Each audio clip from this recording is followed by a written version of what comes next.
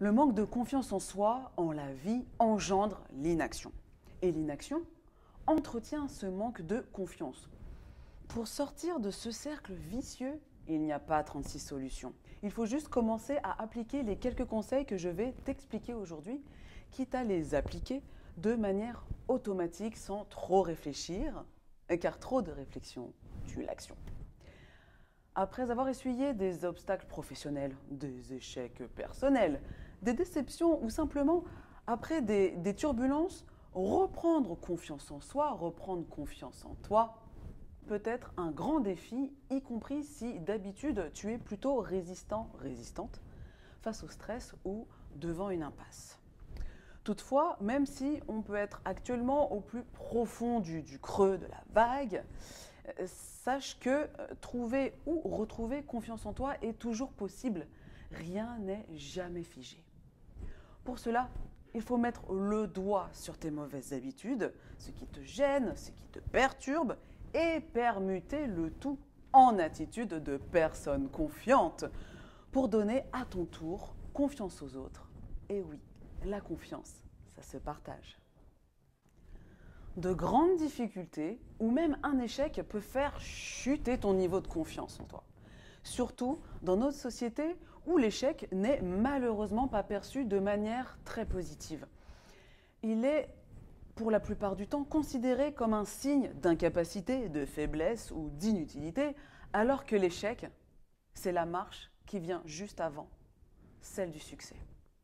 Cette pression sociale, ce jugement de la part des autres a un effet désastreux pour notre propre morale et ensuite sur notre propre perception de nous-mêmes. Du coup, on préfère ne plus rien faire pour éviter de subir à nouveau ces réflexions et regards inquisiteurs. Et c'est comme ça qu'on passe à côté de belles opportunités parce qu'on ne voit même plus le bon côté des choses qui viennent à nous. Bref, le manque de confiance et l'échec poussent à l'inaction, à l'oisiveté, à laisser le temps passer. Il suffirait donc de se mettre en ordre de marche pour prendre ou reprendre confiance. Eh bien oui, il est donc temps de briser cette chaîne infernale. Ah, allez, faites comme moi. Ah ouais, non, je vais tout casser. Voilà. Le simple fait de passer à l'action en criant, par exemple, est un excellent moyen pour retrouver de la force, car la réalisation d'une tâche, même petite, toute petite même, permet de gagner en courage, puis par la suite en confiance. Voici quelques conseils pour vous aider à franchir le cap. Mon premier conseil, déjà, asseyez-vous dans un endroit calme et repensez aux tâches que vous n'avez pas encore réalisées. Repensez aux raisons pour lesquelles vous ne les avez pas encore réalisées. C'est comme ça qu'on prend du recul et qu'on s'aperçoit que tout est finalement faisable, encore faut-il y mettre du sien. Mon deuxième conseil, ensuite, repensez à toutes les tâches que vous avez déjà réalisées, difficiles ou pas, vous les avez faites, n'est-ce pas? Vous avez donc toutes vos chances de réussir les prochaines, il n'y a pas de raison. Et quand bien même on n'obtient pas un 10 sur 10 avec les félicitations du jury, un 6 ou un 8 suffira bien, n'est-ce pas? Mettez-moi 6 ou 8, voilà, tel quel dans le chat, s'il vous plaît, pour être sûr que vous êtes bien là. Et enfin, mon troisième conseil. Pendant qu'on est justement encore assis, on arrête complètement de ruminer nos problèmes et on fait ce qui doit être fait.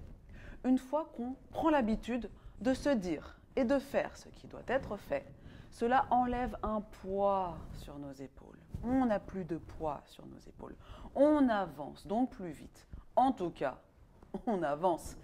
Et on ne manque pas d'occasion de faire ce qu'il y a à faire sans devoir y réfléchir sans 7 ans. Par exemple, oui, je vais dorénavant trier mes poubelles avant de les jeter, car en tant que citoyen, citoyenne, Je dois participer à la protection de ma terre et donner l'exemple. Et cela m'évitera par la même occasion de me faire gronder par la gardienne à qui je donnais plus de boulot sans le vouloir. Oui, dorénavant, je vais honorer mes factures en temps et en heure. Cela évitera de devoir tout le temps y penser et de m'auto-créer une charge mentale supplémentaire, n'est-ce pas? Charge mentale, on voit ce que c'est.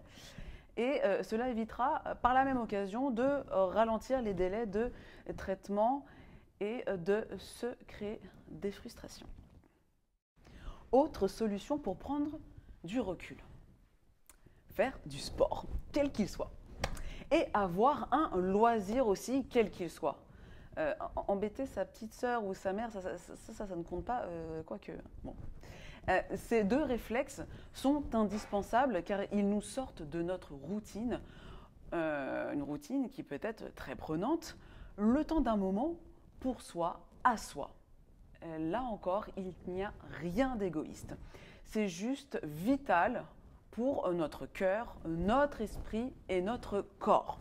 Sinon, c'est la routine du lundi au lundi et la vie passe trop vite pour s'infliger ça. L'inaction entraîne la procrastination, comme on l'a vu dans une de mes vidéos précédentes, voire la fainéantise, si bien que nous n'avons plus rien à raconter. Ça a été ta journée? Ouais. Et quoi d'autre? Oh bah rien. Ah. Donc, nous n'avons plus rien à raconter, plus rien dont on pourrait être fier. Bref, on devient réellement inutile, et à soi et aux autres. Or, soyons très terre à terre, et justement, notre présence sur Terre ne doit pas être vaine. Donc, en dehors des temps de pause octroyés, il faut que tu sois dans la réflexion ou dans l'action. Si la réflexion commence à prendre trop de temps, il faut que tu passes à l'action et que tu fasses place à l'intuition. L'intuition va te donner la conviction, la force d'aller jusqu'au bout de ton idée. Elle va te donner l'élan dont parfois on peut manquer. Tu vois ce que je veux dire? Donc, tu vas pouvoir me dire d'accord dans les commentaires voilà, pour que tu puisses me faire part de ton accord pour ton grand oui à l'intuition. Quand on repense à tout ce qu'on a accompli, on prend conscience de nos résultats, de nos capacités. Il faut en être fier parce qu'on l'a fait seul ou avec de l'aide. Ça, peu importe. Peu importe parce que c'est fait. Nous avons alors factuellement de quoi être fiers de nous. Et cette fierté va alimenter notre réserve de confiance en nous. Cela fait complètement écho avec ce que pense Émile de Girardin, journaliste et homme politique français. La confiance s'acquiert, elle ne se demande pas. Qui la mérite n'a pas besoin de la demander. Voilà, Émile a tout dit. Par conséquent, faites des actions simples mais régulières. L'addition de tous nos mini-agissements qui vont dans le sens de notre envie, de notre ambition, eh bien, cette addition donne au final un cheminement qui va clairement dans la bonne direction, dans ta bonne direction.